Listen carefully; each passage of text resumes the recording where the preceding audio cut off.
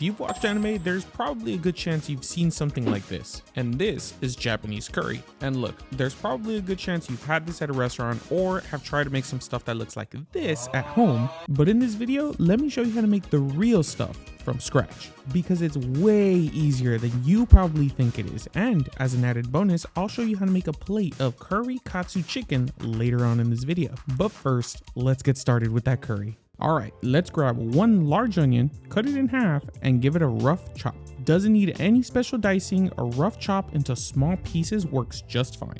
Then set aside and grab some tomatoes. You're going to want about 2 pounds of them, and again, rough chopping works just fine. Quarter cut, then set them aside for now. And this is an Asian pear. Realistically, you can use an apple. Any kind of fruit is going to bring a nice touch of sweetness. And if you're wondering why we're adding fruit at all, let me give you a brief history lesson. See, the origin of Japanese curry is actually very interesting. It was brought over by Europeans after they essentially took it from India. And when those same Europeans came over to Japan, they actually introduced it in the late 1800s, where it was quickly adopted as an inexpensive, calorie-rich food that you could make in bulk. However, the Japanese didn't just copy the Europeans, they adapted it, preferring a much sweeter, less spicy roux-based curry, and so they changed it to more comfortably fit the Japanese flavor palette. And this explains why each type of curry can be wildly different based off the different kinds of combinations and ratio of ingredients. So just cut, and into a nice big Dutch oven, drop a big glub of olive oil, and then in go your onions,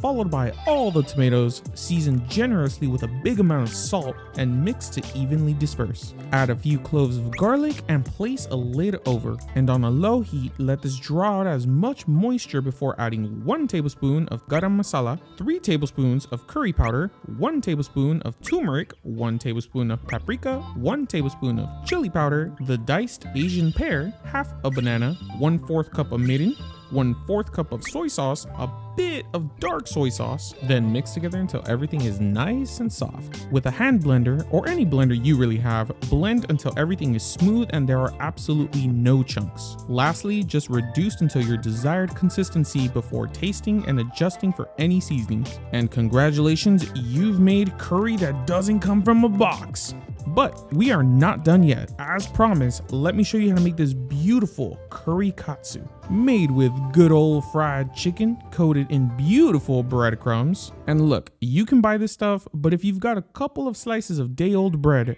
use them. Just cut them up, toss them into a food processor with a little bit of herbs, a healthy pinch of salt, freshly cracked black pepper, and process until crumbly. Then into something else, crack an egg, splash it with a little bit of water, and whisk together. Grab 1/2 of a butterfly chicken breast and evenly coat in the egg mixture. Then transfer over to your freshly milled breadcrumbs and cover all sides, leaving absolutely no dry spots. We want this fully 100% coated from all sides. Then when you're ready, into some oil that's been heated to 350 degrees Fahrenheit, cook until golden brown. Flip once or as needed to make sure you get the underside, and when it's looking good, pull the chicken out and place onto a wire rack to rest. And make sure to season immediately with a healthy pinch of salt. Now let's take a peek, because I want to make sure it's cooked all the way through and looking real tasty. Ooh, she steams. To assemble, next to some rice, ladle over your freshly made curry. You know, the one you so painstakingly made from scratch. Lay the chicken that we've fried to absolute perfection. Some purple cabbage salad that I use way too much because it's so good. Recipe is down below in the description for this one. Some pickled red onions and a beautifully fried sunny side up egg.